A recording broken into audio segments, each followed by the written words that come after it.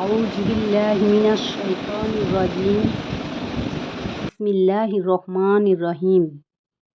আমার সুপ্রিয় দর্শক ও শ্রোতামণ্ডলী, তোমাদের সকলকে জানাই আসসালামু আলাইকুম। আশা করি তোমরা আল্লাহর অশেষ রহমতে সবাই ভালো আছো এবং ঈমানের সঙ্গে আছো। আমাদের বর্তমান সমাজ অন্যায়, অত্যাচার, অবিচার, পাপাচারে ভরে গেছে, বেহায়াপনায় ভরে গেছে, অনেকটা জাহেলিয়াত যুগের মতো হয়ে যাচ্ছে। তাই বন্ধুরা, বেশি বেশি করে তোমরা ইসলামিক ভিডিওগুলো শেয়ার করো, তোমরাও দেখো, লাইক করো, সাবস্ক্রাইব করো, যাতে করে মানুষ বেশি বেশি ইসলামিক ভিডিও দেখে পরিবর্তন হয়।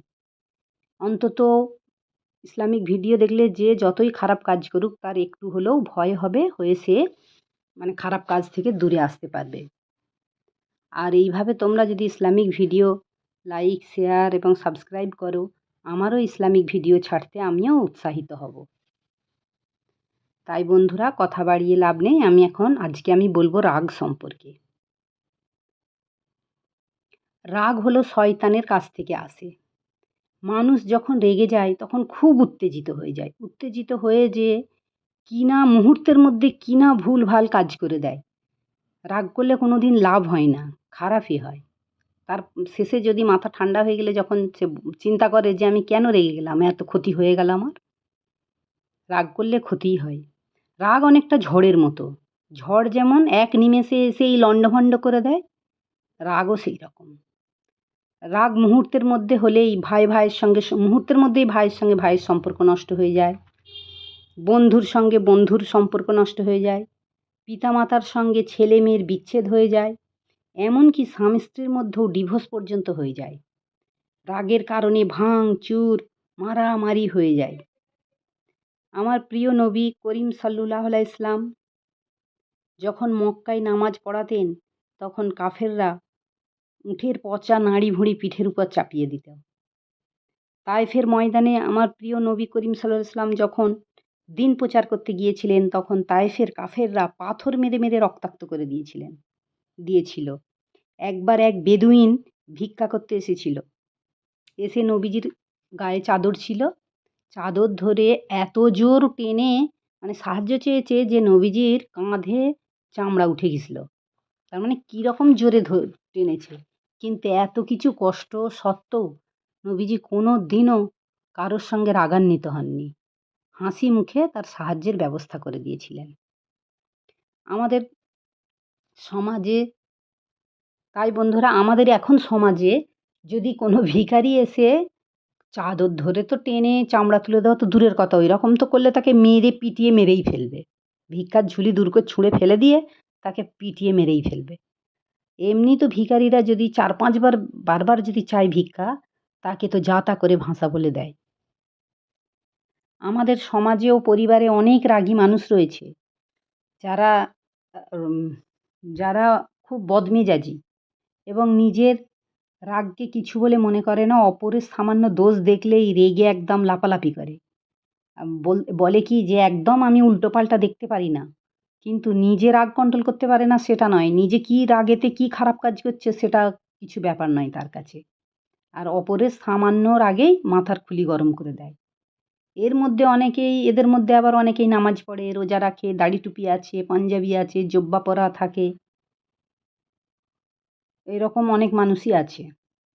আমি এই ভিডিওর শেষে একটা দোয়া বলে দেব, যে মূল্যবান দোয়া। সেই দোয়াটা রাগ উঠে গেলে আমরা কিভাবে এই দোয়াটা পড়ে রাগ কন্ট্রোল করব সেই দোয়াটা বলে দেব, এবং রাগ কিভাবে আমরা কন্ট্রোল করব সেটাও বলে দেব। কি নিয়ম পদ্ধতি, ইসলামিক কি নিয়ম পদ্ধতি।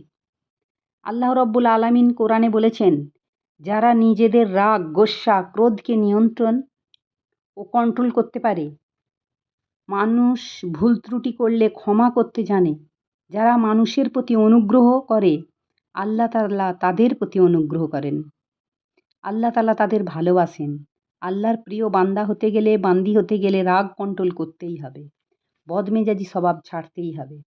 আমরা যখন রেগে যাই, আমাদের বিবেক, বিচার, দূরদর্শী চিন্তা শক্তি সব কালো আবরণে ঢেকে যায়। যখন আমাদের চরিত্রের রাগ হয় তখন আমাদের করুণাও থাকে না, দয়াও থাকে না, সব চাপা পড়ে যায়। নবী করিম সাল্লাল্লাহু আলাইহি সাল্লাম বলেছেন, মুমেন কিভাবে রাগ নিয়ন্ত্রণ করে ও ধৈর্য ধরে। নবী করিম সাল্লাল্লাহু আলাইহি সাল্লাম বলেছেন, শক্তিশালী সেই ব্যক্তি যে কুস্তিতে ফার্স্ট হলো, শক্তি হলো, সে শক্তিশালী নয়।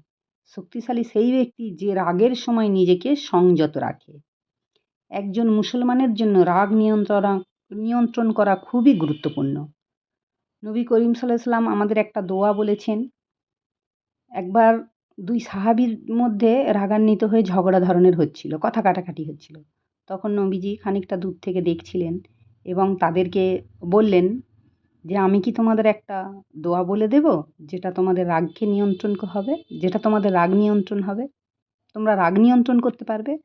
তখন সেই সাহাবী বলেছিলেন, "হ্যাঁ, বলুন।" তখন নবীজি এই দোয়াটা বলেছিলেন, "আউযু বিল্লাহি মিনাশ শাইতানির রাজিম।"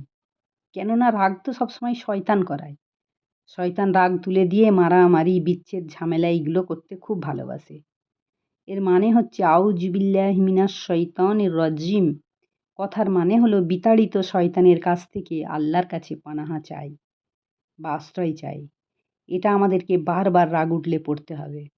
আর রাগ উঠলে আমাদেরকে চুপচাপ হয়ে যেতে হবে। যত রাগ উঠবে চুপ হয়ে যেতে হবে। আর রেগে গেলে কেউ যদি মানে দাঁড়িয়ে থাকা অবস্থায় রেগে যায় তাকে বসিয়ে দিতে হবে। আর কেউ যদি বসে থাকা অবস্থায় থাকে তাকে শুইয়ে দিতে হবে। আর রেগে গেলে তাকে ভালো করে উজু করতে হবে। উজু করলেও রাগ কমে যায়। এক ব্যক্তি হকের উপর কথা বলছিল। কিন্তু সে জানে যে সে হক বলছে। অথচ যার সঙ্গে ঝামেলা হচ্ছে তিনি তার সঙ্গে তর্ক করলেন না, চুপ করে গেলেন। তখন নবী করিম সাল্লাল্লাহু আলাইহি ওয়াসাল্লাম বললেন, তার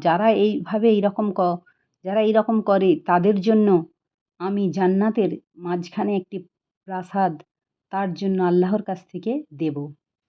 রাগ হলে উজু করতে হয় এবং দরকার হলে নামাজ পড়তে হয় ২ রাকাত নফল। এক সাহাবী নবী করিম সাল্লাল্লাহু আলাইহি সাল্লামকে জিজ্ঞাসা করলেন, আল্লাহ যেন আমার উপর না রাগান্বিত হয়, আমি কি এমন আমল করব যে আল্লাহ আমার উপর যেন রাগান্বিত হবেন না? তখন তিনি নবী করিম সাল্লাল্লাহু আলাইহি সাল্লাম বললেন, নিজে রাগ কারোর উপর নিজে রাগ করবে না। তাহলে আল্লাহ তোমার উপর রাগান্বিত হবে না। তাহলে কত বড় কথা। তাই আল্লাহ রব্বুল আলামিন আমাদের রাগ দূর করার ক্ষমতা দিক। আল্লাহ রব্বুল আলামিন আমাদেরকে রাগ কন্ট্রোল করার ক্ষমতা দিন। আমরা যেন যেকোনো পজিশনে রাগকে কন্ট্রোল করতে পারি। আর রাগ উঠলে আমরা যেন এই দোয়া পড়তে পারি, এই পদ্ধতিগুলো, এই নিয়মগুলো যেন পালন করতে পারি।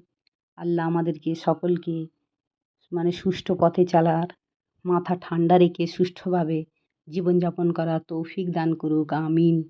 আখির দাওয়ানা আলহামদুলিল্লাহি রব্বিল আলামিন।